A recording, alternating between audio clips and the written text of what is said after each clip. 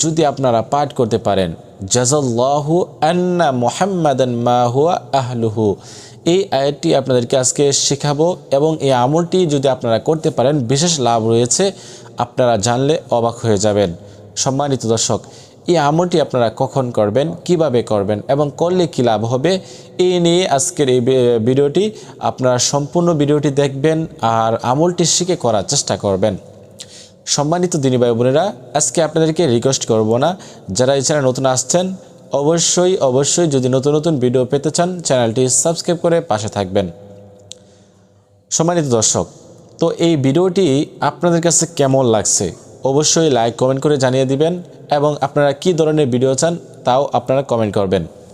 সম্মানিত দর্শক, তো আমরা আজকে যে আয়াতটি শিখব সেই আয়াতটি হচ্ছে জাযাল্লাহু আন্না মুহাম্মাদান মা হুয়া আহলুহু। জাযাল্লাহু আন্না মুহাম্মাদান মা হুয়া আহলুহু। জাযাল্লাহু আন্না মুহাম্মাদান মা হুয়া আহলুহু।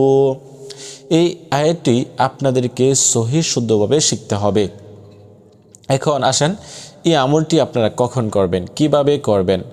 এই আমলটি আপনারা মাগরিবের নামাজের পরে করবেন, ঠিক আছে। মাগরিবের নামাজ আদায় করে আপনারা এক জায়গায় বসে এই আয়াতটি কমপক্ষে 7 বার বা 11 বার পাঠ করবেন। কিভাবে? জাযাল্লাহু আন্না মুহাম্মাদান মা হুয়া আহলুহু, সুন্দর করে পাঠ করবেন। এবং এই আমলটি করার আগে আপনার যদি সময় থাকে তাহলে অবশ্যই 3 বার ইস্তিগফার এবং 3 বার দুরূদ শরীফ পাঠ করবেন এবং এই আয়াতটি 7 বার পাঠ করে শেষে আবার 3 বার দুরূদ শরীফ পাঠ করবেন। মহান আল্লাহ তাআলার রহমতে আপনাদের যত ধরনের বিপদ আপদ থেকে আল্লাহ তাআলা আপনাদেরকে মুক্তি দান করবেন। সুবহানাল্লাহ।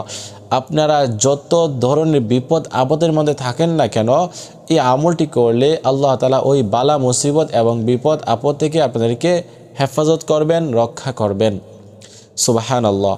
এই বিশেষ ছোট দোয়াটি আপনারা আজকে থেকে যারা শিখলেন করার চেষ্টা করবেন। কখন কার মুসিবত চলে আসে, বিপদ চলে আসে কেউ জানে না, তো সেই জন্য আপনারা অবশ্যই এই আয়াতটি আপনারা তেলাওয়াত করতে পারেন, আমল করতে পারেন। তো আজকের মতো এই পর্যন্তই। আল্লাহ হাফেজ।